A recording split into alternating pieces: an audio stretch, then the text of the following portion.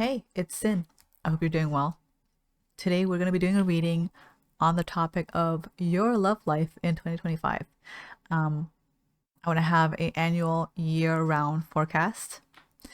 I don't usually do timed readings, but in this case, I feel like it today. I feel called to do it today. So let's find out what's in store for you for 2025 and go from there. Okay, I'm gonna light the candle on my altar behind me and I'll come back and we're gonna get started.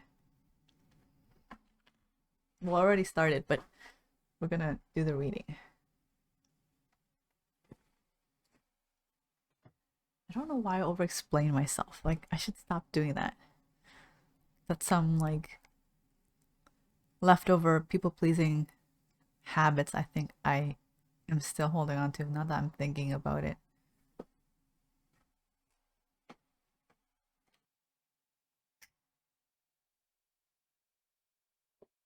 I was staring at the flame while I was making my prayers, and now all I see is flames in my eyes.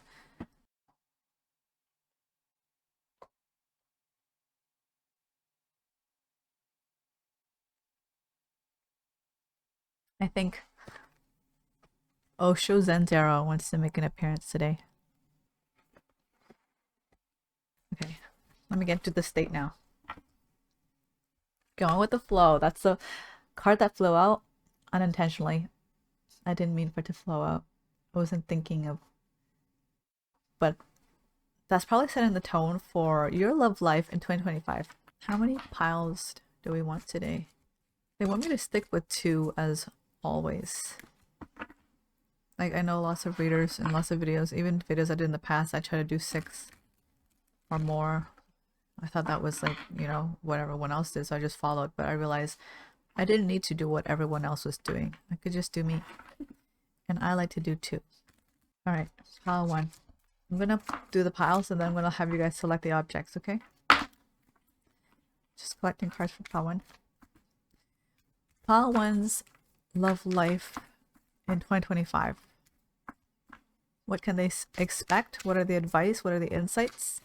Wisdom they can gain with the intention of looking for love. Looking for love or preparing for love. Preparing to receive for love. What are their messages for pile 1? They don't want me to make piles. They want me to just choose the card, choose the pile, and then when I do the reading for the pile, I just use the entire deck. Because if I use the same deck for 2 piles, some cards are not going to get what the other one will have. That's what's telling me right now. That's interesting. That's a first. Okay, we'll do just that. All right, choose your red envelope. Red envelope number 1. Pile 1. And red envelope number 2.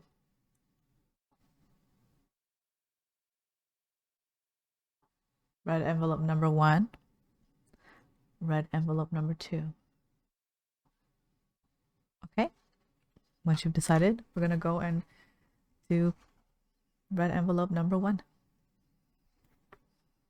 The 4 cards that flew out before I use other cards, you got the dream. Wow, how fitting. Nothingness, creativity,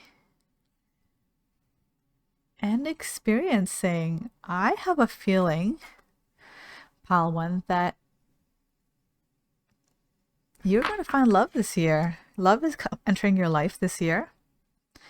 And your spirit guides are wanting you to know to expect good times ahead and to prepare to receive everything and experience everything with an open heart. To stay soft and adaptable and patient. And you will have a lot of first times this year. And by first times, I don't necessarily mean, oh, you're gonna like lose your virginity, although that may apply to some. But it's more like those of you who have dated a lot and has been through a lot in relationships, but yet when you meet this person, you're going to experience things that you've never done before, or you've never had those emotions or those type of conversations, and you've never even gone to those types of places or done those sort of activities with someone before. Not because you didn't want to, but because you haven't met anyone who was interested in that before. And we're not even talking about like recreational things like, oh, ice skating or like picnicking, like very generic, like top 10 date things to do, but more like things that you are personally interested in, but never really vocalize it out because it's like a niche interest. So, example, like maybe you like D-rated horror films and you like spending your Saturday nights um having a bucket of popcorn and watching D-rated horror films. That's your idea of like a fun time. That's your own guilty pleasure. And you happen to meet someone who has the exact same interest, but it's not because they saw it on your profile. So some of you guys might be using a dating profile, or even like your social media. It's not that. It's just something you never share. But when you get to know this individual, you realize that they share a lot of very core niche interests that you as you, and you suddenly find yourself experimenting, not experimenting, ooh, experimenting. I don't know what that means. Experiencing and sharing these interests together, and it makes you feel a type of way, very special, giddy even, and like you're experiencing love in a way you never did before. And you're gonna discover that there's a difference between loving someone who is lovable and lovable in the socially accepted sense and finding gratification in that versus loving someone for personal reasons and on a personal level, on an intimate level. You're not loving them based off, oh, what your parents will think about them, your parents would love them, or your friends would love them, or by society they're deemed as recreationally beautiful or handsome, although they might be, I'm hearing, on all those things. But what matters and what's important is that for you, you're actually really liking this individual because you like them, because you approve of them, and because who they are by your standards that you didn't even know you had. Um, until you met this person, you're realizing they're ticking off all the boxes you didn't even know you had. And you're gonna feel really happy on such a deep level that you can't describe. This person might be your one. They might be your one. You might be meeting your one this year, pal one. I'm excited for you. Okay, any more messages for pal one, please? Okay, be careful of being miserly because you got the miser flying out. Be careful of hoarding too much, storing too much away in every sense of the word. Not being generous enough with your love, your affections, your honesty, your time. Be careful of being too defensive and distrusting and standoffish, because that will be the number one way you're going to self-sabotage and push away this potential relationship from deepening further, because you have experienced so much loss before that because of how deep and intimate this relationship reaches into you, it's going to trigger you, pal one, to be like, I don't want to lose it all over again. I don't want to go through all of this again. Like, so to prevent myself, this is a subconscious thing, to prevent myself from feeling pain, I'm just not going to allow you to reach that part of me, so you can't even be in a position to hurt me that way. But the downside of doing that is you're not even allowing yourself the chance to feel as deeply as they do about you. And therefore, you have robbed yourself of a once in a lifetime experience. And what I mean by that is we often experience many things in life that are often very much once in a lifetime. You're only going to be that age once in your life. You're going to be in that circumstance very likely only once in your life, with that specific person, with that specific weather condition, with the emotions and the mindset and the beliefs and the priorities and the way the economic structure of society is like that one time. And therefore, that's why it's so important to be present in the present moment and truly living, because you only get to experience every minute of your life once. So let yourself live. I'm hearing that. Let yourself live. Let yourself feel. Because I can guarantee you, you're not going to have another chance to feel this way again if you rob it from yourself. Not from the same person, not the same way, not in that exact moment. And you want to cherish it. If it's hard for you to comprehend that, a much more simpler perspective would be like, let's just say you're like, you love steak, okay? Or your favorite food. Imagine your favorite food. You love your favorite food. You go get your favorite food. You want it fresh, right? Fresh, hot, steamy, or if not, whatever it is. It's like made the hour or day of, and it tastes impeccable. And when you eat it, you like it so much, you want to savor it. You don't want to scarf it all down. And if you do, that's why you want to get like 3 or 4 helpings of it. Because you want to indulge in the flavors and the sensations and the experience of enjoying your favorite food. You want every minute to last. And you're like in heaven when you're eating this delicious food. You don't absentmindedly eat your most favorite food without enjoying it, right? You don't just go, okay, whatever, it's done, and feel indifferently about it, and your mind is somewhere else, or distracting yourself on purpose so that you don't get to enjoy your food to the fullest. You're not like that, right? Because you know it would be a waste. It's the same thing for this particular aspect of your life. And in this aspect, it's about love. Allow yourself to savor the sweetness and the wholesomeness of the emotions that are being weaved and created into a textile of art in front of you based off of the ingredients that involves you and them as a connection. That's a very interesting metaphor. Yeah, and allow yourself to enjoy it for what it is. And that's how we should be living life.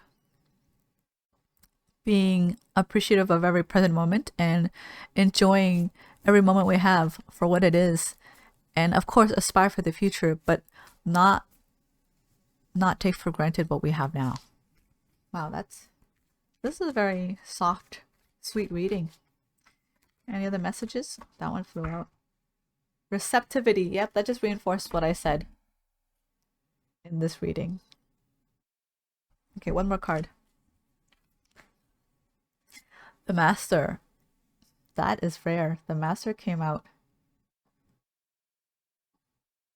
For those of you who are choosing pile 1 and you're meeting your person this year, it's because you have discovered and understood self-mastery. And as I'm looking at this card, I'm seeing it for the first time. There's actually like an iridescent rainbow around the Guru, Osho. Master Osho. I think that's his name. He's the one that came up with Osho Zen Tarot, or like the philosophies of it. Sorry, the music.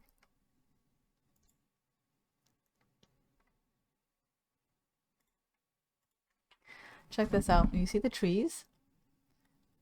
The trees side by side. They're actually trees. And they're like rainbow colored. And it's like he just came out of the forest. Just came out of the thick of the forest.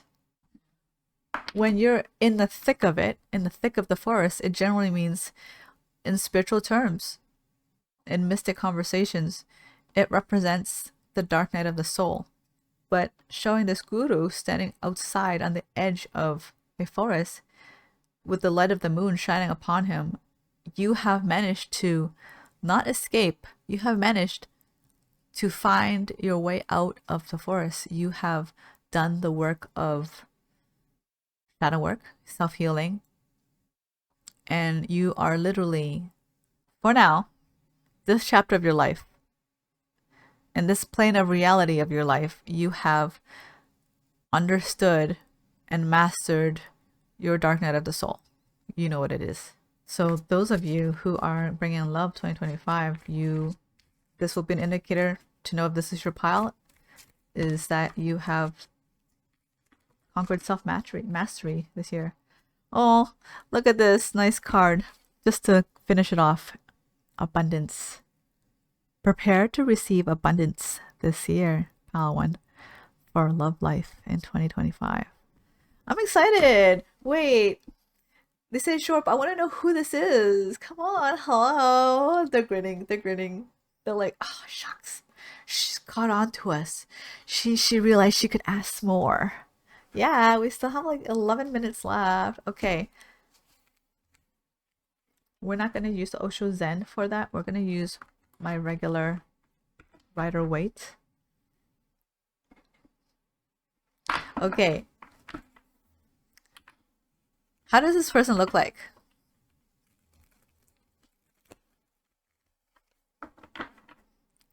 They say that's not fair. Because we're pinpointing how the person looks like. We shouldn't do that. Okay, fine. What is their vibe like? Come on. Come on. Look at me trying to convince my guys. Okay, what do you want to share? What do you guys want to share about the person coming into pile 1's love life? Their archetype, their personality arc. What is this? The archetype stuff. Come on. Come on. This person is generally a lone wolf. 1, 2, 3, 4, 5, 6, 7, 8. 8 of Cups. King of Wands. If you're feminine and you're looking for masculine, they're definitely a masculine. 3 of Wands. They like to travel despite being like, I don't want to say a loner, but I'm hearing that they're a loner. They like to do a lot of things solo. Knight of Wands, and they're also passionate about what they do. They aren't a passive individual. They like to stick to their own company, but they are a very passionate individual. And the reason why they're a loner is not because they don't, it's not choice. It's not loner by choice. They're a popular loner. They're a loner who chooses to be alone because they like their companionship over everyone else's. They're very picky. Very cool.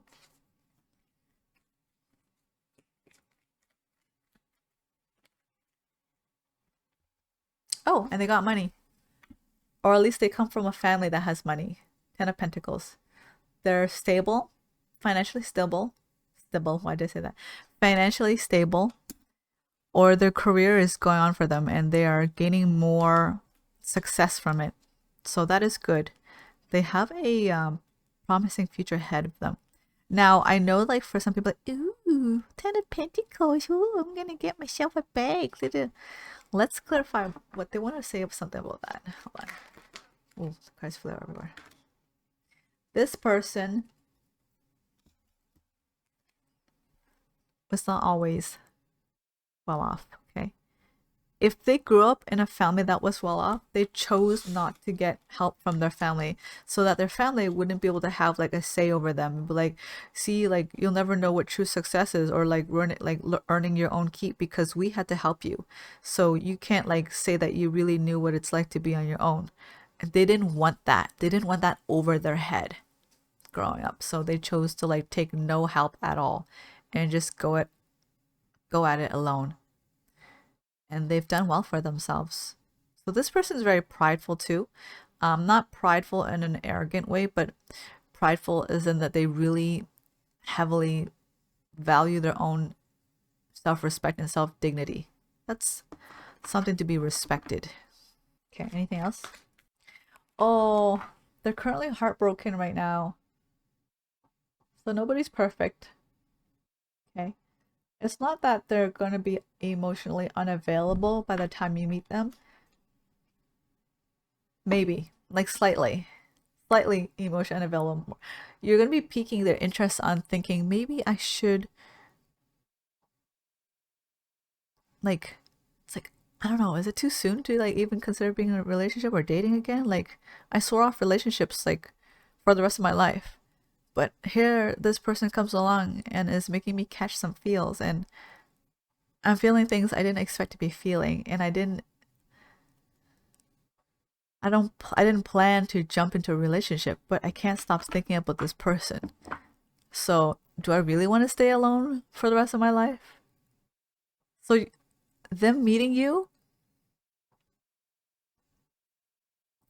started planting that seed in their heart to think that way. So, tell me more.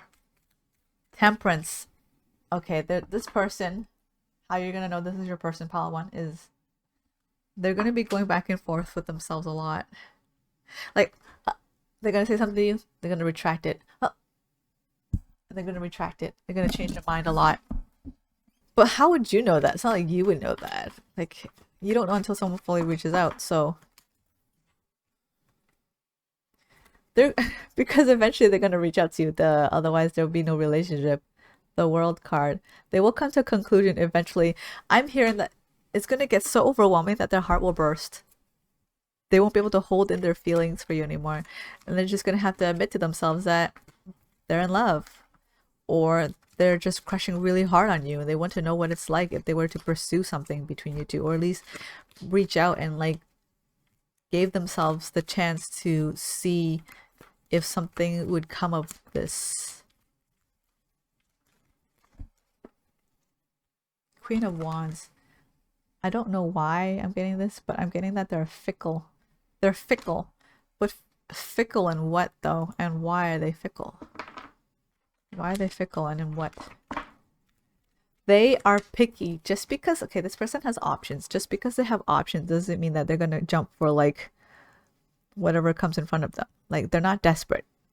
They have options, but they're not desperate. See, there are a lot of people, they're trying to tell me right now, your lover for pile one is trying to tell me that there are a lot of people, because they're a popular loner, there are a lot of people who are popular and they get a lot of options, but they go around as if they're desperate, as if they're trying to consume and get with and smash as many people as they can, as if before their time is up, before they meet the next person. It's like they're either racing against their age before they get too old and wrinkly and nobody wants them anymore, or because they know that these people aren't their person. They just know, like, this is a hookup. I don't feel anything. Like, for sure, this is not my person. Until they meet their person, some people in their head, it's like, I'm going to get my cake and eat it too. I'm going to go and have my way and have my fun with all these people, knowing that they're not the one for me until I meet my person. And c'est la vie. Sure, like, do whatever you want. It is life. How you want to live your life is up to you. But there's something like that pal one, your love interest, doesn't vibe with about this. They think it's disgusting. That's a strong word. But yeah, they think it's disgusting. And there's a lack of integrity and sacredness in intimacy that they feel that other people don't value. Yeah. Cool. Anything else? Anything else before we wrap up this reading for pile one? Queen of Pentacles. They expect you to also be able to pull your share, but I know right now we're going through a lot economically, so what if you are not quite there yet? Justice and the Lovers, what they're trying to say is, it's not that you already need to have the money and be able to pull your share, it's that you're making the effort to show that you are trying to do that, especially during hard times right now with the Justice and the Lovers. Like, we're going through a lot right now, and there's not a lot of opportunities, and some people are in a much more fortunate spot in life than others.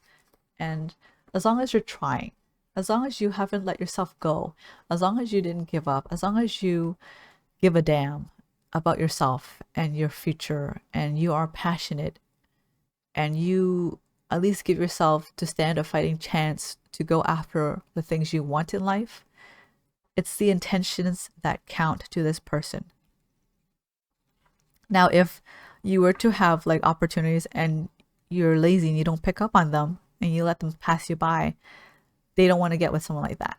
So chances are, if you don't fit this mold, this probably is not your reading. Yeah, I heard that's it. That's your reading, pal one. I hope it was fun. Let me know if you meet your person in 2025 and they fit exactly this type of personality arc, or if you fit that personality arc. I would love to hear from you. If you want, let's go over to pile 2 for pile 2's love life reading. Pile 2, this is your red envelope.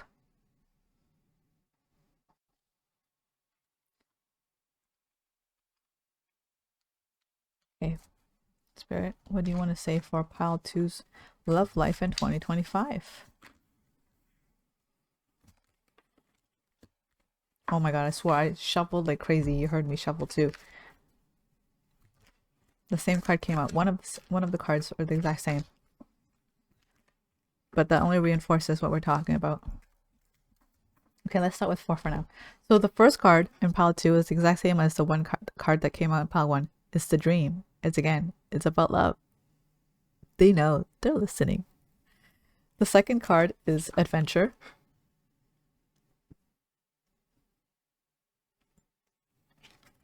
Participation. Okay, I'm getting a message now. The outsider.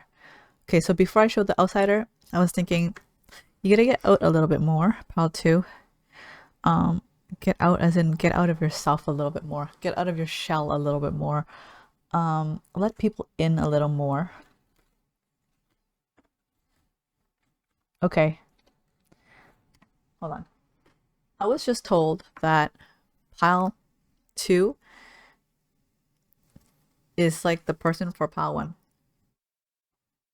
I'm not saying that I'm only picking up on 2 personality types today for the reading, but in terms of the dynamic of like, the first one is like, oh yeah, prepare to receive. The second one is like the pursuer, the one that's initiating. In order for you to even initiate pile 2, you need to want something. And you need to, before you need to want something, you need to allow yourself to desire something. Before you even allow yourself to desire something, you have to allow yourself to feel. And for you to acknowledge that, and once you acknowledge that, then you can go and take action and implement it or aspire to achieve it.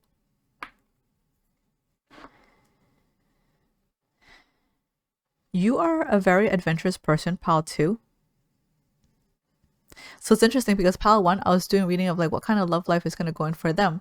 And like, it's more so like they're more feminine and they're in a state of receiving and waiting for the other person to take initiative. And pile 2, I'm reading for someone who's more in the masculine state, not the feminine receiving state, the masculine, divine masculine initiation state. And we're talking about how you know this card is for you, or this pile is for you, is that your personality type is that you're very ambitious and you're a go-getter. Like, if you want something and you want to experience something, like, you mostly make it happen yourself. If not, you're just more bold and adventurous in your choices, your taste in things, or even like the type of actions or questions you ask. You are more bold. I get that because of adventure. But for somewhere along the line, when it comes to relationships, you kind of became someone who like felt left out, or like it's not for you, or you don't get it no matter how hard you try. Therefore, that's why you feel like the dream is like a distant dream. It's the dream. It's not the reality, right? But how you can change it from dream to reality is through participation, by involvement. Let's keep pulling more cards. More for pile 2, please. Oh, I forgot to do my timer. Okay. More for pile 2, please, for their love life in 2025. Okay, a whole bunch flew out. We got innocence. Oh, okay. Sharing. And sorrow. Oh, okay. So the first card I saw, as soon as I saw innocence, I wanted to say to you, not everyone is a piece of shit. How to? Not everyone is lost. Not everyone is hopeless. And not everyone is a lost cause. I feel like you're a bit jaded, or dare I say very jaded and very cynical about to. You've seen a lot and you've been through a lot, you and your family, and if you have a lot materially, you've been used a lot by people. And that's why everything outside of human relationship affair, so example like work, or like the work itself, or like fitness, exercising, or like building, or like learning a skill, all those things that don't really necessarily require a second person or like a group of people that you can do independently, you excel at. But when it comes to like things like relationships or friends, you've been used a lot, and so you feel like it's really hard to trust people. And a lot of people are corrupted and opposite of innocence. And because of that, it has left you sorrowful here. You're a very generous person. You share a lot. And you're the type of person, pal, too, is that when you love someone or you decide that you care about someone, you kind of have this habit where you trust them hopelessly. Like you just trust them very blindly.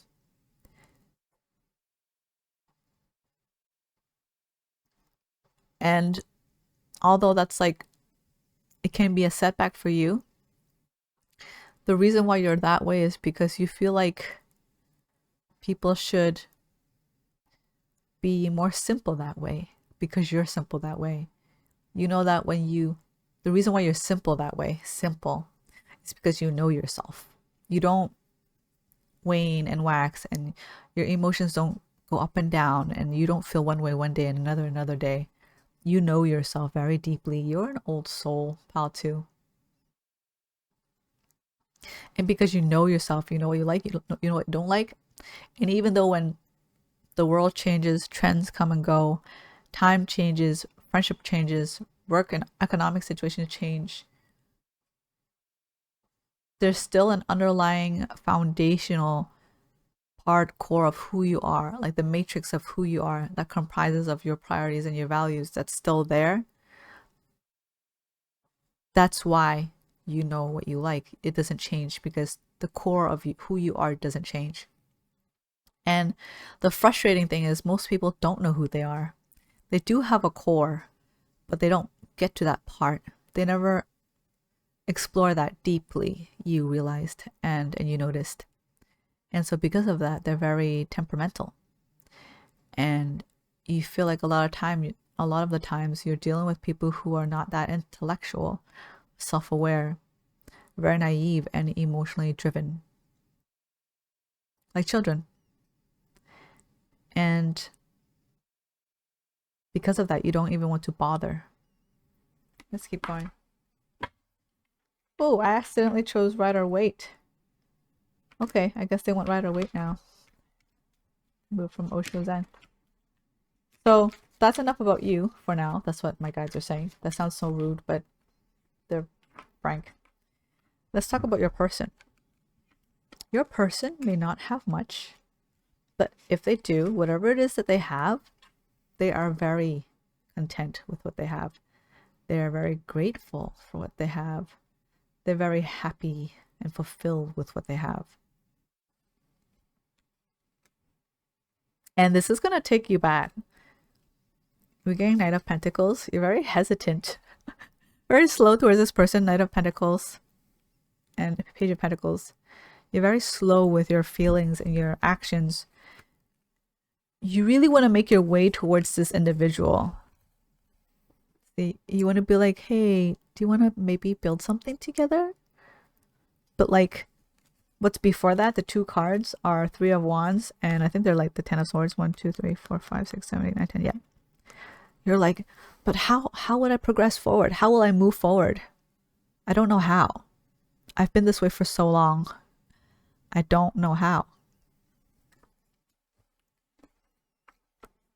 But this person is going to be planting that. Oh, I'm like, what? Did I say this message already? Like pile one. I just realized I was saying pile one. I was going to say, but this person has already planted a seed in your heart and your feelings have begun to grow.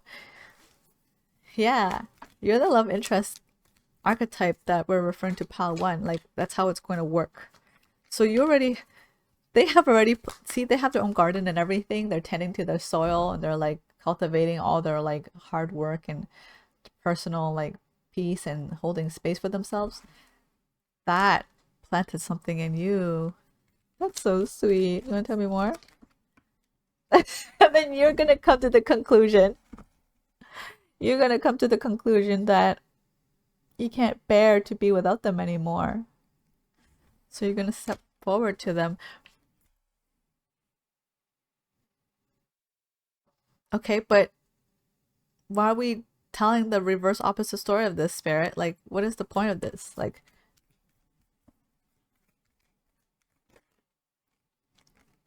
because pile two, you got too goddamn proud. You're too goddamn proud. And chances are pile two probably didn't pick pile one. So that's what we're telling you now here. Because pile two knows what they like. And once they decide, they just go with it headstrong. Like, that's it. No second guessing. They might look every now and then, but for the most part, they don't bother. They trust fully in their choices. Okay, a whole bunch of cards came out.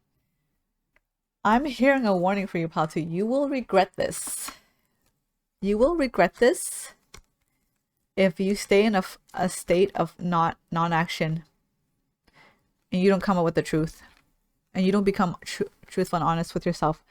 If you don't do this, so you got the Five of Cups, the Moon, and the King of Swords. The warning here for you, pal, too, is if you don't act on your feelings for this individual and you're the one that's divine masculine or the one who's known to be taking action, if you don't act on this, you will regret it. You will regret on speaking your truth and being honest with yourself. You'll miss out on the chance to speak your truth to this person. You're gonna like lose this person forever. Very likely she's gonna move on. He's gonna move on. They're gonna move on. Because life always progresses forward, right? You'll also lose the chance to be honest with yourself as an individual because believe it or not, pile number two, it's not easy for you to develop feelings for people. You don't really fall for people easily. You're not really the romantic type. You're more realistic. And so it's only every now and then that when you come across somebody who really will truly get you to develop feelings. And it's not even about looks. It's not even about attractiveness. It's not even about like, oh, they're hot, now I like them. It's like something about them as a human being has really sparked something in your soul, I'm hearing. And that doesn't really happen often for you as a person, let alone do you feel that way about friends. Like, you don't really feel called to making friends. Like, sure, if they're there, you'll like get along with people, but you won't try to maintain friendships anymore because of your past experiences. So yeah, not only will you lose the chance to be honest with yourself,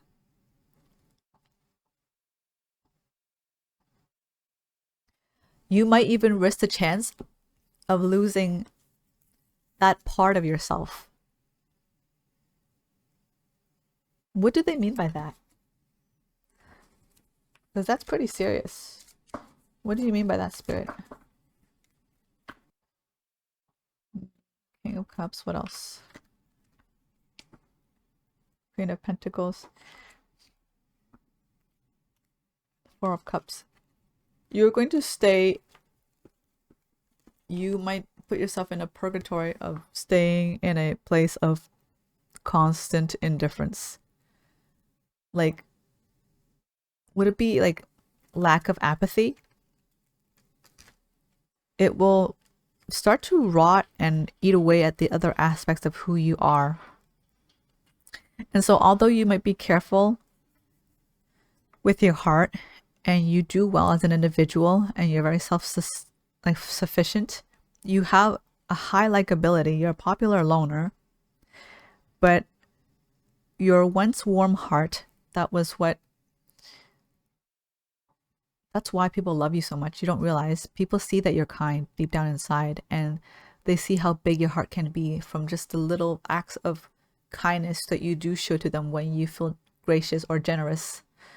When you feel generous enough to show it, which is not often, even your generosity, when you do show it, and when you don't show your generosity, you already are so giving by default that even when you're not coming across as kind, or you're not doing anything that seems like a handout or some sort of charity case, it still has so much to offer to other people that it makes them happy to simply just be around your companionship.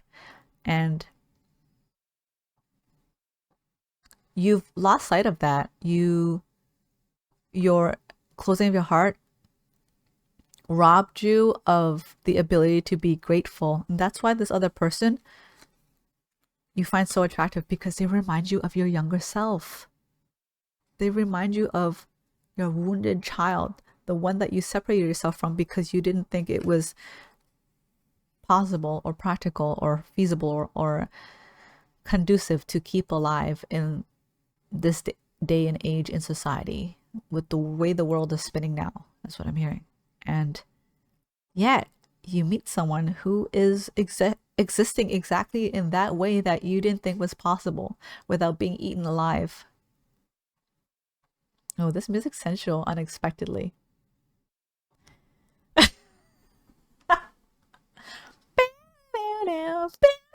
You know, Never Gonna Dance Again. Silent Whispers? Is it Silent Whispers? That song is playing in my head. So it's like, yeah, it's like, wow.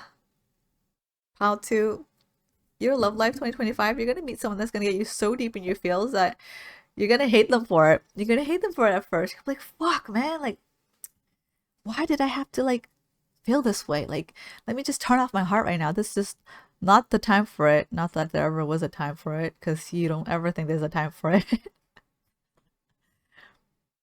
But your heart keeps growing every time you think about this person. And because your heart grows, it forces you to think about this person, because this person is causing you to feel alive again. Oh. Okay. Tell me more. So this person is not only just good for you, as in like, oh, if you're looking for love, you're gonna finally find it, but this person is going to be good for you in more than one way. They're also the one, because they're not just like, oh, you're going to be happy and you're going to find someone, you're going to love them. No, they're also going to be reconnecting you with a abandoned part of yourself that you are and have been losing touch with slowly, to the point where you are losing apathy and compassion, which makes you slowly turn into an indifferent, cold person, which will eventually turn you into an asshole, an uncaring and unloving and hurtful individual. And you also hate those kinds of people. But you're starting to think that you're starting to realize through meeting this person, Pal 2, that you might have already been on the path of becoming the kind of people you hate without realizing. It's getting deep. Pal 2, you're poetic. Even if you don't want to show that on the outside, don't worry, it's okay. You could stay with us. We know you're poetic. You're poetic like that. You're a romantic deep down. You are romantic deep down. You hit it. There is a romantic inside you waiting to be acknowledged. Tell me more. I don't know why Grease, the movie, the musical, like, tell me more, tell me more. Da, da, da, da, da. Some of you guys like classic movies. I did mention about like niche things. Tell me more. Come on. Your hurdle, your biggest hurdle is, you think, pile 2, that your biggest hurdle is going to be how you're going to reach out to this individual. That's not it. Your biggest hurdle on how you're going to reach out to this individual, pile 2, is yourself. You are in your own way. So we got 3 of Pentacles and 2 of Pentacles. You are in your own way. You think it's the circumstances. You think maybe it's the age. You think it's the location. It's the distance. You think it's the change, the difference in social caliber or financial income or social status. You're thinking it's all these reasons. But the reason why it's not happening, or the real hurdle, is because you're your own hurdle. And I know you, when you hear that, you're gonna be like, fuck, man. You're hoping that wasn't the case, but it's true. Because it's the one hurdle that you avoided looking at for so long. And now it's time to do that work. See, the first pile, they've done the work. They've gotten into the dark night of the soul. They got into the thick of it, like knee deep, neck deep into their own issues, and like sorted out through their shit. And you seeing another person who's healed and knows themselves so deeply, and you know yourself deeply too. You know that. But this one part about yourself that you don't know, and it's a part of yourself that you locked and kept away from yourself because of pain or fear of pain or betrayal. And it's time to get back in touch with that part of yourself that you've pushed away for so long. This person is reminding you of what you need to do next in your journey. And that's why they intrigue you so much. And they're calling you in, and you can't stop thinking about them. It's because subconsciously you're learning a lot more from them than you realize. Just like how people benefit from you just from your presence, and you don't even understand how that could be.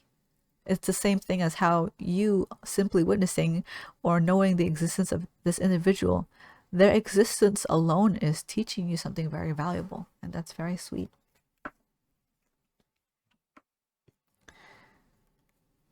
Here's the new beginnings, Ace of Pentacles. You know that to learn and to gain mastery at something, you have to begin somewhere. You have to start. You have to be willing to fail. Oh, Spirit's telling me that right now, as we're saying this to you, we're using your own words against you, because you always use this to other people. You think people are lazy. You think they're procrastinators. They have a weak spine. Like they can't really commit to what they say they do. Like most people are just yappers and flappers rather than walkers. Well, honey, in this case, pile number 2, for this part of your life, you're the yapper and walker and flapper now. So now it's your turn to take the lessons that you teach other people so much for other aspects and many aspects of their lives and apply to yourself. It's time to taste your own medicine to heal yourself. Oh, if you do this, you're going to be so happy and fulfilled. That person will reciprocate to you. Okay, now I'm hearing, how do I know if they're the person for me? Okay, let me reinforce how.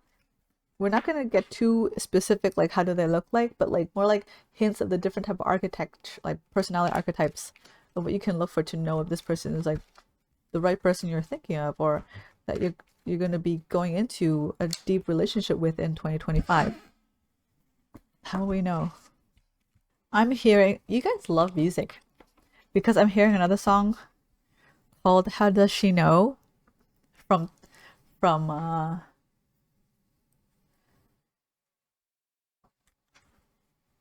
Ever After, the movie Ever After. And she's like a princess, a Disney princess who stumbled into the real world. Oh my god, yeah. She seems clueless. Like, why is she so happy-go-lucky and sweet in such a harsh world? It's because she never stopped believing. But you did. You stopped believing at the deep core of it. But later on, you get to know her, and she gets to be grounded too. You guys balance each other out. Yeah, so the song How Does She Know? She sings that, how does she know you love her? So you have to do acts and romantic gestures to show you care. Love languages. Study those, pal, too. You're real rusty, not gonna lie. You don't really touch upon the topic of love. You don't really want to look about love. You don't want to learn about love. It's kind of cringe to you because of all the stuff that you've like dealt with. You have a very big wound in this part of your life. But if you are willing to do the work and understand this part of yourself and learn to trust yourself in this department of your life, you're going to be able to express freely without feeling vulnerable or judged or fear of losing face. We got 5 of Pentacles and 1, 2, 3, 4, 5, 6, 10 of Wands. I'm not sure why we got this, but I asked how we know. How we know? How do we know if it's the person? You will know. You will know if you've met your person because they're gonna trigger you and they're gonna make you want to shrink back into your turtle shell. And you're like, nope, we're not doing this. Because usually when you meet someone, you don't think, you're not really someone who's like, oh, are they the one or not? You're more like pragmatic that way. I think that's the word. You're more like, well, anyone could be the one, you know? You're like that. Anyone could be the one. So just give it a try. And so you would go into dating them and you'd be like, okay, like they're nice and all, they're pretty and whatever, or handsome, and you'll like them, but it's not enough for you to like want to. It doesn't. They don't make you feel alive the way that this one is going to make you feel alive, or has been. I hear has been. So if you've met someone recently, that's an indicator. The reason why is because the people you have been meeting and you dated and you're like, yeah, I can pursue them. I don't like feel that intimidated by them, and like, you know, like, because they don't trigger you like this. That's how you know they're not the one. I'm not saying that for in order for someone to trigger you is how you know they're the one. What I'm trying to say is, you know when someone's the one for you. Oh, this is some deep message. You know when someone's the one for you when they are reminding a very repressed, separated part of yourself that you have long forgotten. You have hidden it so deep down inside that you no longer associate this as part of your identity or who you are. But in fact, it is a very, very much a true aspect of who you are, just simply fragmented, and realizing that frightens you, but in a excited and nervous sort of way. That's what people mean when they say coming home. When you meet someone that's the one for you and you feel like it's like coming home, it's because you are coming home. When you meet this person, they remind you of the person you always were before the world told you who you were supposed to be. This is getting me emotional. That's sweet. This is like a universal truth across all boards. And it's not even about what pile you choose now. You will know when someone is the one when they remind you and they're able to encourage that part out of you, the person who you are before anyone else told you who to be, including your own mother. Just you yourself, naturally who you are and how you joyously were before the world starts shaming you, guilting you, scolding you, punishing you, beating you up for being how you were like. That part of you will come back. I'm not saying that, oh, now that part of you're going to come back and you're going to shed away the person who you currently are now. Okay, it's not always like that. It's not, oh, I'm going to be who I used to be and no longer this person. You are both this person now and that person also. But there's a time and a place. And there's also a shifting and rebalancing and reprioritizing of such traits of yourself. And I can guarantee you, pal, too, that a lot of the traits that you have now that you believe are great, practical, core, fundamental aspects of who you are, you will realize once you meet this individual that some of them may not be so necessary anymore because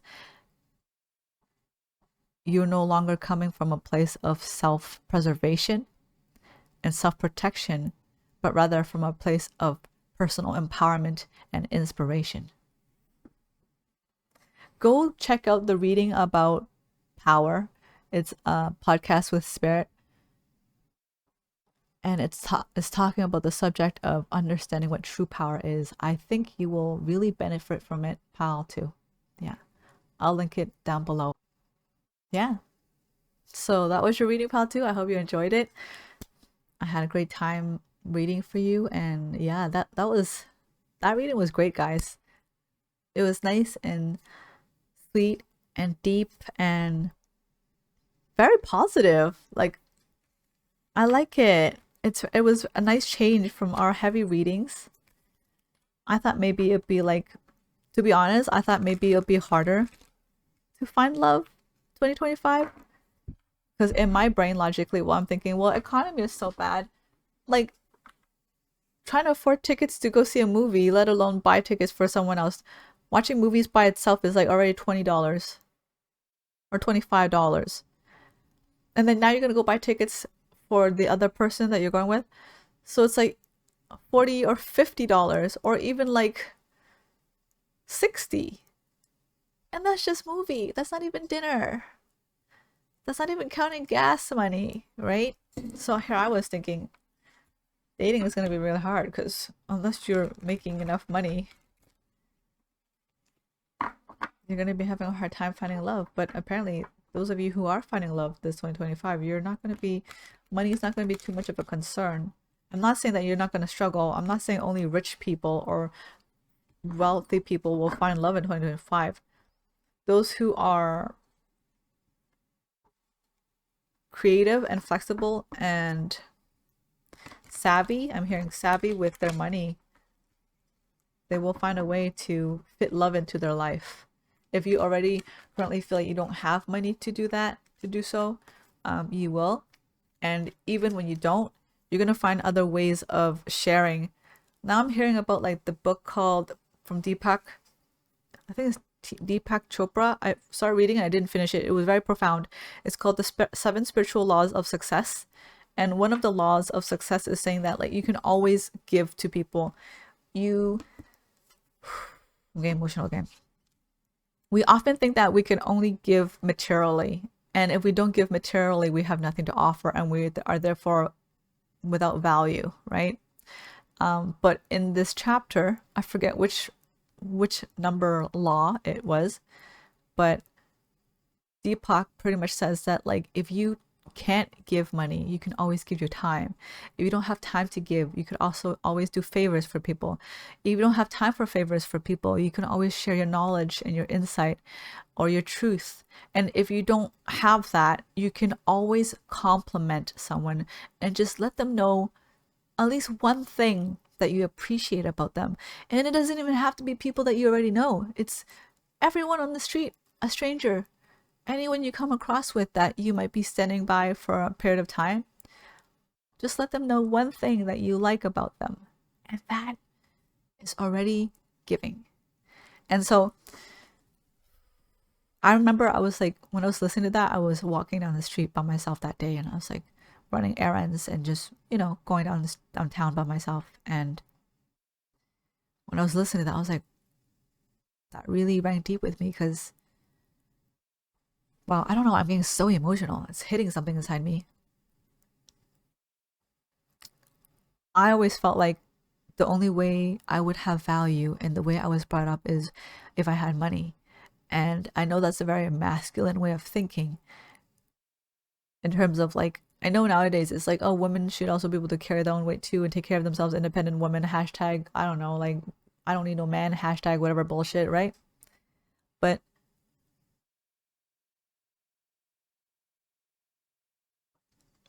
I was brought up in a household and even people around me that if you don't have money, you don't have material things to offer to people, you're kind of not important. You have no status, no social status. You don't really have a name to yourself. You don't have anything to your name. You didn't really progress anywhere in life. You didn't make it far in life. And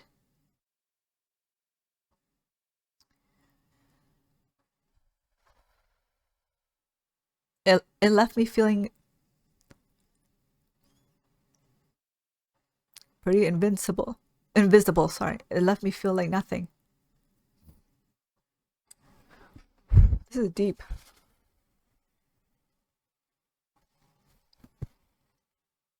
Someone wants to hear this because I'm ranting about myself again, which I unexpectedly started doing. My guys want me to share more about my experiences this year. I will happily accept it. Let me wipe my leaky eyes and my leaky nose. Yeah, so it left me feeling pretty worthless and like my existence didn't matter. And so when it came to even like befriending people or dating people or even trying to go for opportunities in life in general, this is definitely for those who are Pile 1. I definitely resonate with Pile 1. I'm speaking as Pile 1 right now. The reason why you don't really have a lot of confidence to go after things you want and you're not as bold is because you were not taught to see the innate value that already existed inside yourself that you could build upon. And so that day, when I heard that, it really clicked with me, but I didn't know if I believed it yet.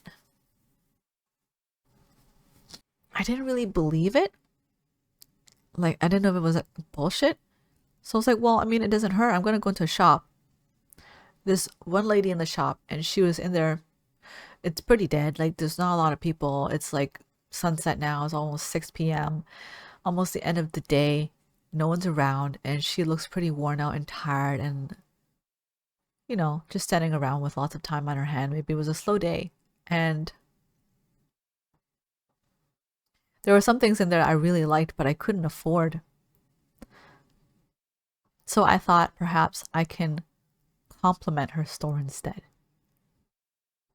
Even though it sounds stupid and pathetic, I'm like, well, what can I compliment? I'm like, just telling something nice. It's like kind of stupid, right? If I don't buy anything, I should just get out of there.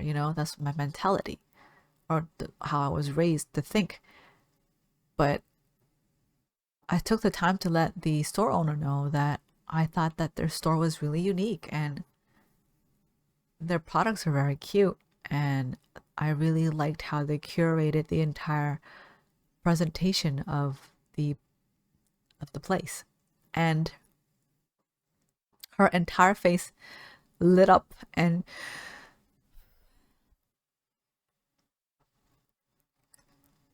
it really touched me because I didn't think that something so stupid and so small was important, but it lit her up in a way as if like it was her first time hearing that. And you know what? When I think back on it now, it could be true. Maybe it was really her first time hearing that. Maybe nobody told her because everyone else was thinking the way I was thinking. Like, oh, if I'm not buying anything, I should get out of here really quickly and just like not waste my time and piss off this lady. But in her eyes, she doesn't know how she's being received. I'm just sharing my afterthoughts on the reading now. It's much longer than I anticipated, but I guess it's a message. It's definitely a message. Yeah, so like she was like, "Oh wow, thank you so much. I it took me a long time to get to this point of the store." I'm like, "Really?" She's like, "Yeah, I had to like source specific type of things I know it was not sold anywhere else, and it was really hard to get a hold of these things, and I wanted to find ones that are affordable, but there were a lot of ones that were like really overpriced, and I was very intentional with what I chose to put in here. So I'm really glad that you like it and you think the items are good and they're not silly." I had no idea. I had no idea how much it meant to her. And shortly afterwards, I stepped out of the store feeling pretty dumbfounded at the power of words. That was like when I became like a true believer in the power of words, that like you may think it's not a big deal to just share your 2 cents to someone, but your 2 cents could change an entire person's outlook or their day or maybe their life. I don't know why I'm getting so emotional. It's hitting something really deep inside me. I think it's releasing something inside me. So I apologize. I'm crying nonstop. Oh no, I'm ugly crying. I think consent is really important. And if we value those in our life, we need to constantly hold them to a degree where they feel valued at all times. Not through intentions or our feelings about them, but through action. Wow. Yeah, I'm still channeling for pile 2. Yeah. Pile 2 is not enough to like someone. I know it sounds so pretentious to be like, oh, what do you mean? Like, oh, you think because you like someone that's like, oh, look how generous I am. I like you. You should be glad. Is that so fucking tsundere of someone? You should be glad I even like you. Well, the reason why it feels like that's more than enough is because you've been living in such a lack-based place for so long emotionally that even if you reveal an ounce of emotion, you feel like you're giving away so much. But in actuality, you have so much more to give.